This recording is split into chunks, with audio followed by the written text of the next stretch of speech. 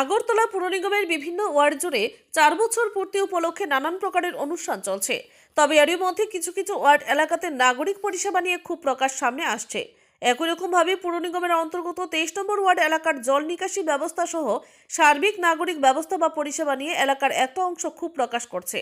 সংশ্লিষ্ট এলাকার জনক ও প্রবীণ নাগরিক সংবাদ মাধ্যমের প্রতিনিধির সাথে কথা বলার সময় দাবি করেছেন, দীর্ঘদিন ধরেই অব্যবস্থা চলছে, তবে কিছু বলার নেই।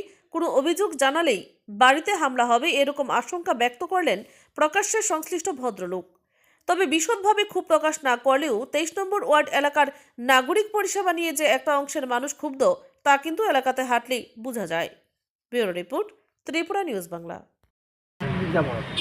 অনেকদিন যাব আমি একটু বৃষ্টি হলে জল এভাবে চলছে, যদি আবর্জনা যায় না, নোংরা গন্ধ, মশা, এভাবে চলছে বাবু। এইভাবেই আপনার জীবনযাপন করছে। 26 নম্বর এভাবে আমি করতে পারবো।